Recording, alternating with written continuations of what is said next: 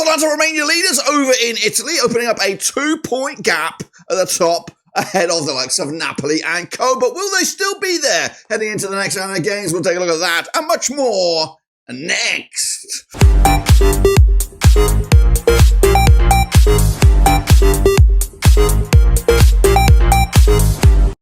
That's right, folks, back once again with another picture video. Today it's all about match day number 18, that's right, over in Italy as we get closer, if not break over the hump here, of course, over in the season in, of course, the top flight in Italy. We'll get to that, of course, in a minute. If you knew where you've been, smash your subscribe button. You want to subscribe for Serie A, Babanova's World Football, all here under one Rooski. That's right. It is still tight at the top of the table with 3 teams. All could be crowned top of the table gurus at the end of this coming match day. But what about the state of play down the bottom? We'll take a look at all of it in a second. Of course, big shout out to the members. You know who you are. And a big shout out to the Patreons. You know who you are. But what we're going to do now, though, is take a little look back to this past weekend, which, of course, did see Atalanta remain at the top of the table, and then look forward to the next round of matches. Sit tight. Hold on. Here we go. All right then, folks, let's turn the clock back to just this past weekend and have a little look at what we're talking about. We're talking about this, guys. These were the results. Yeah, did all right on the picks. Not brilliant, but did all right. Milan with a big 1-0 win over Verona. I went with a 2-1 win myself. Bologna with a big away day win against Torino. 2-0 win. I went the other way. Napoli did beat Genoa 2-1. I went with a 2-0. Lazio also picked up crucial points against Lecce. 2-1 on that one. Roma, big 5-0 win under Ranieri against Parma. Venezia, 2-1 winners over Cagliari. Of course, that was a cracker as well. Meanwhile, Atalanta 3-2 win over Empoli to remain top of the table. Juventus also with a 2-1 win over Monza, just like I called it. Udinese, though, upset the apple cart as Fiorentina with a bit of a slump of late. 2-1 win for them. And no problems for the champions Internazionale with a 2-0 win over Como. Now, the table looks like this, guys, as you see it. Atalanta are 2 points clear at the top ahead of Napoli, who have 1 point clear over Inter at the moment. Lazio could get themselves right back in the thick of things if they were to get a win and everything else goes their way. Going down, though, it's Monza, it's Venezia and Cagliari at the moment, but it is pretty airtight all the way down to maybe 13th place. Genoa could be in the bottom 3 at the end of these round of games. Meanwhile, over in the Super Brew, take a bow to B. That's right, 19 points for him. Xanders also 19 points, both coming at you with the yellow cap. I did all right with 13 points, which of course does see me move up to maybe 17th, so actually a non-mover at the moment. But we'll look at the big table in a minute. If you see your name in there, please smash the old subscribe, smash the like, and of course look forward to those next round of games. But the leaderboard looking like this: Summer of 2018, outright lead. In fact, your top 3 is as it was. Raymond Reddington in 2nd spot with Jake Harmond in 3rd. Taya Beeb up 6 spots to number 4. Big mover for him. Bit of a shake up in mid-table there. Like I said, 17th right now. I'm trying to get into that top 10. Maybe if I could do that before the end of 2024. This is the link if you want to get involved with the Super Brew, 100% free.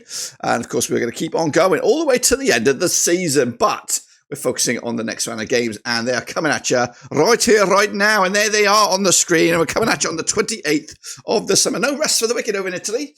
Some of the leagues around Europe, so the top leagues in Europe taking a bit of a break. But Italy keep on going. Maybe a mini break of a week or so. But anyway, Empoli up against Genoa. That's first on the docket. Let's take a look at this one then. Shall we? Coming at you the Carlo Castellani. Empoli under Roberto Di Viasa. They are 11th for the table, 19 points for the captain. Having a good old season for them in mid-table, but back-to-back defeats coming at you right here, right now. Genoa and the Patrick Vieira have had a bit of a response for them, but it's actually only been 1 win in the last 6 matches. They sit 13th in the table with 16 points for the campaign.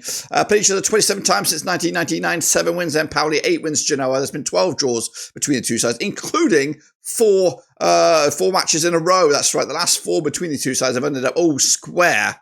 And Empoli on the back of that 3-2 loss to the tabletop of Atalanta most recently. Genoa on the back of that 2-1 loss to 2nd place.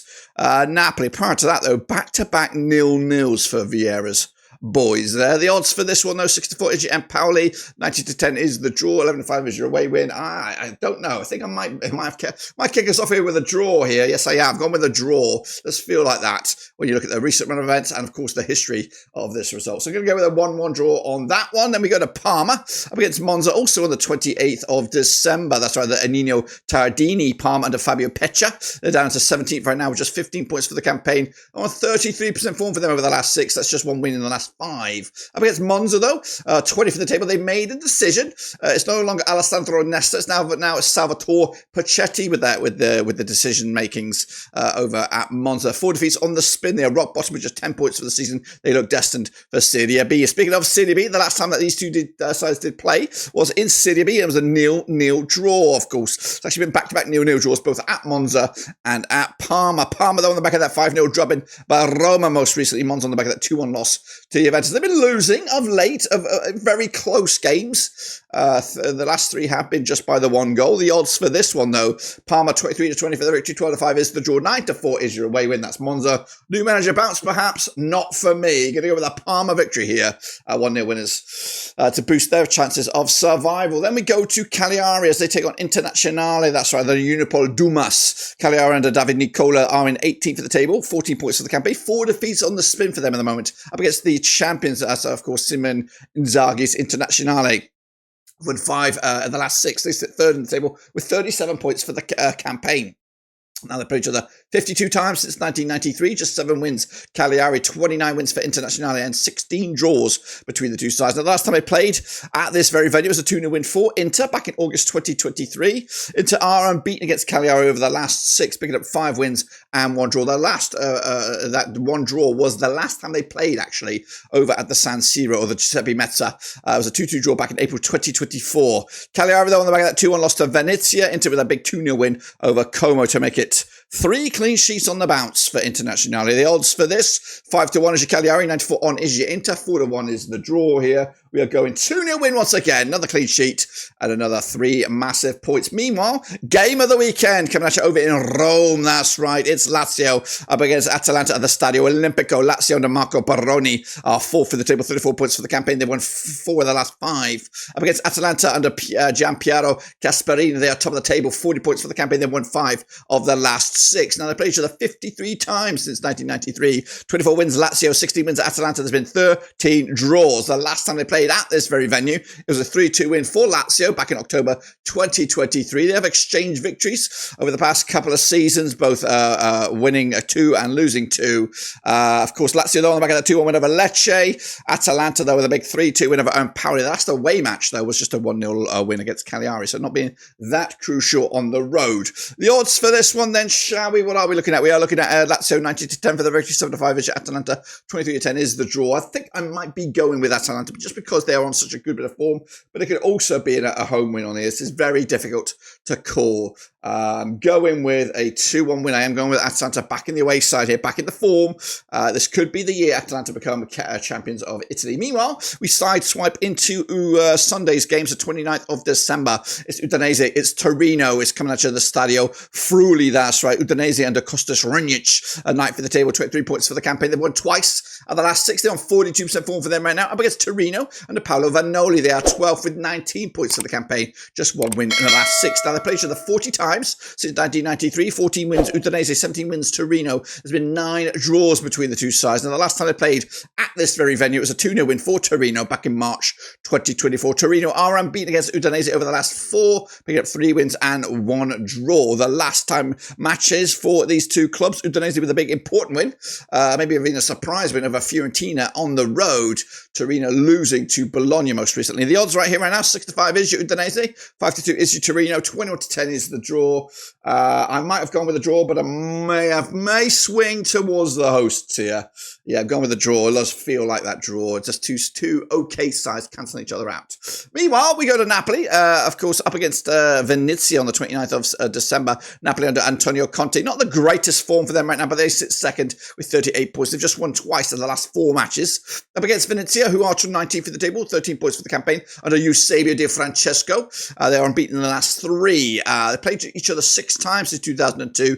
2 wins Napoli, 1 with Venezia. There's been 3 draws between the two sides, but the last couple in this top flight here have ended up with 2-0 wins for Napoli, both in Naples and, of course, at Venezia as well. Meanwhile, Napoli on the back of that 2-1 win over Genoa, Venezia on the back of that 2-1 win over Cagliari. So a good couple of games for both these two clubs. 7-2 on is your Napoli, though they are overwhelming favourites. 9-2 is the draw, 10-1 is your long shots. There ain't going to be anything but a home home win here. 3-0 win. Comfortably done. Merry bloody Christmas. Meanwhile, Juve up against Fiorentina. Also a bit of a cracker coming at you over at the Allianz Stadium in Turin. Thiago Motto's Juventus, 16th in the table, 31 points for the campaign. Still yet to taste defeat. They've won 3 of the last 4 up against Fiorentina under Rafael Palladino. Down to 5th in the table now, 31 points for the campaign. They are winless in the last 3 after a fantastic season. 63 times they've played since 1994. 36 wins to Juventus, 9 wins Fiorentina. There's been 18 draws between the two sides. And Juventus have won 3 on the spin against Fiorentina, and they've all ended up 1-0 victories. So 3 clean sheets on the span. Juventus, though, did beat Monza most recently, 2-1 win in the end over there. Fiorentina losing to Udinese with the last victory being that 7-0 drubbing of Vlasic. It feels like a lifetime ago at the moment. Meanwhile, Juventus even steams for the victory, 40-5 is Fiorentina, 12-5 is the draw. Juventus will win this one as well to continue their good season, unbeaten season, but it's still a bit of an unimpressive season because they're still scrambling for trying to get closer to the top of the table. Meanwhile, AC Milan up against Roma. We do have a weekend of a bit of a crunchy weekend here of games over in Italy as Milan, who are also underperforming, 8th in the table, 26 points for the campaign, 75% form for them right now under Paolo Fonseca. They get on Roma under Claudio Ranieri, 10th in the table, 19 points for the campaign. They're on 4 wins of the last 5. Now they've played each other 71 times since 1993, 27 wins for Milan, 22 wins Roma, 22 draws between the two sides. Now the last time I played competitively at this very venue, it was a 1-0 win for Roma back in April 2024. That was when they won the Europa League matchup between the two Italian juggernauts. Of course, so it was a busy old season. That season they played each other at least 4 times, with Roma winning 2 and Milan winning 2. Milan winning the league, Roma winning the Europa League. Milan, though, on the back of that 1-0 over Hellas Verona, back-to-back clean sheets. Roma on the back of a couple of big wins. They scored 9 goals in the last 2 games combined. The odds for this one, though, we're looking at Roma, 11-10 for the victory. 12-5 is your away win. 12-5 is also the draw. It's actually over on the weekend here. Going to go with a 2-0 win for Milan on this one at home. I like Roma, but I think they're going to lose this one. Into Monday night we go. It's the 30th of December. It's Como up against Lecce. That's right, the Stadio Giuseppe Signalia. Como are actually 15th for the table, 15 points for the campaign. They just got 1 win in the last 6. Up against Lecce, 14th for the table, 16 points for the campaign, 50% form for them. Coming at us, 1-2, lost to and drawn to over the last 6. Now, they played each other 5 times to 2012. 2 wins Lecce, nothing for Como. There's been 3 draws between the two sides. Now, the last time they played over at this very venue, it was a 1-1 draw back in February 2022. That was in Serie B. In fact, the last 2 times at this very venue have all ended up all square. Como, though, on the back of a 2-0 loss to Inter.